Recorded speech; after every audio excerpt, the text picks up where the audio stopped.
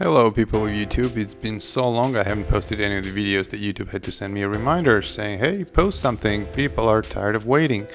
But anyway, this is probably going to be my last video on this series of the house build because I'm really unable to go up there and take any decent videos. So by the way, there's some of the trees I've planted last year and most of them are actually doing okay, which is nice.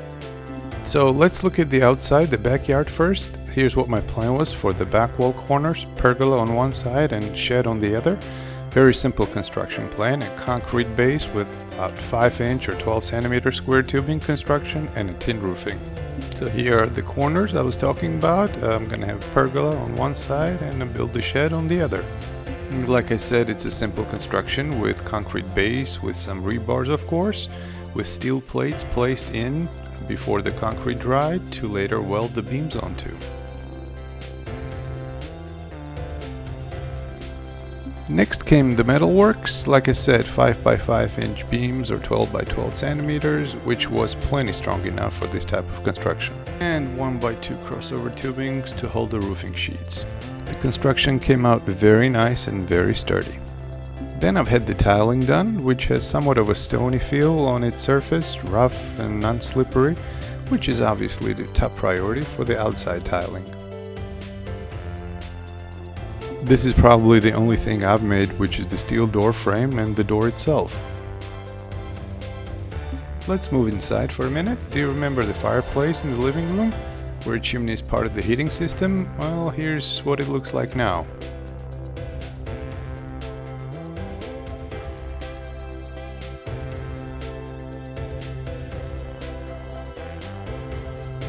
And the bathroom tiling job was done too, along with the wall plaster and paint job.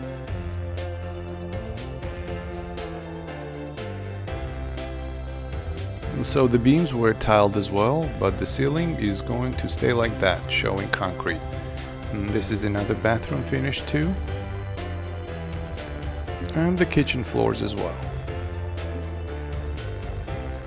So like I said, the walls are done, painted, electrical wiring, switches and power outlets all done except for the light fixtures, which is gonna be next, along with the kitchen cabinets, appliances and floors. Going back outside, this is what it looked like in the last video. There were tons of different options on how to finish the outside walls, but again I went with the simplest solution, which was just to paint over with external silicone based paint, which will repel the rain, weather and stay fresh for a few years to come. Of course, like with anything else, the only time will tell how long it will last. As per design of the house, I used 3 different colors, an off-white, medium gray and dark gray, almost black but not quite. I think it matches well with the rest of the parts of the exterior. Next was the driveway. This was a headache to even decide what I wanted to do, but finally I went for paving stones or tiles or brick-like concrete tiles or whatever you call them. Because of a fairly steep incline, about 12 centimeters per meter, I don't know, whatever that works out in degrees, the guy told me that he felt more comfortable if he laid some what he called dry concrete, which is basically a concrete mix with somewhat of a wet sand consistency rather than liquidy, with wire mesh obviously for rigidity and naturally well packed gravel prior to all of that.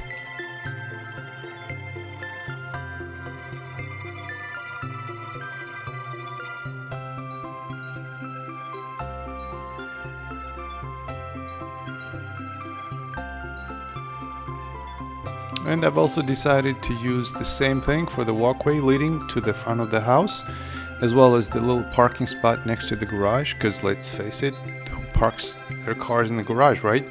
The garage is a shop and crap storage place, really. So I bought the cement mixer, gravel, sand, cement, tiles, wire mesh, what have you, and all you need now is to pave, that's all. And here's how it's being done. Dry concrete is laid down using square tubing as levels, which are laser leveled first and then filled in with concrete right after it's laid out.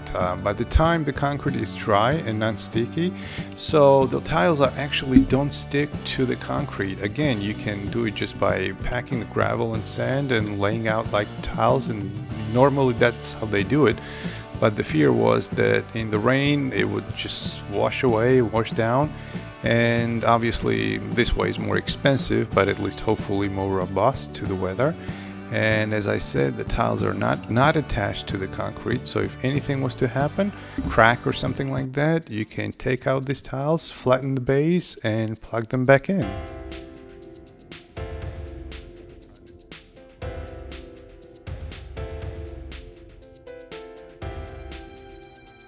Guys, this was a big job and the guy did a great job. I love it. I think I went with the right solution here for my driveway. I like the way it feels, it looks, and I'm pretty certain that it's gonna last for a long time.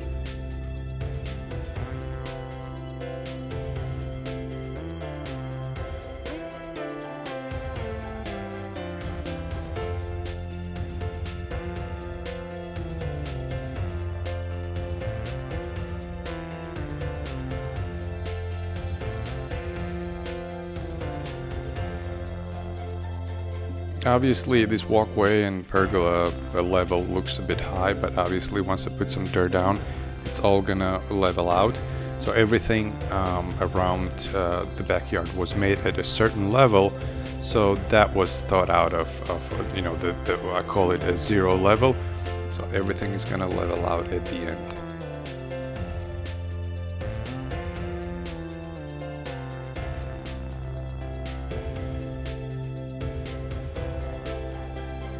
Hey look, my shed is not even done yet, but I already put it to use.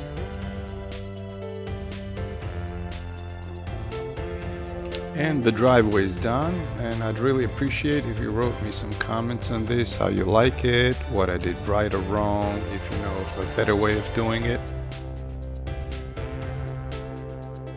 I still have to finish up some things in the yard, and when it's all done, I'll clean up the driveway, filling in all the gaps with sand, and then I think we'll look much better.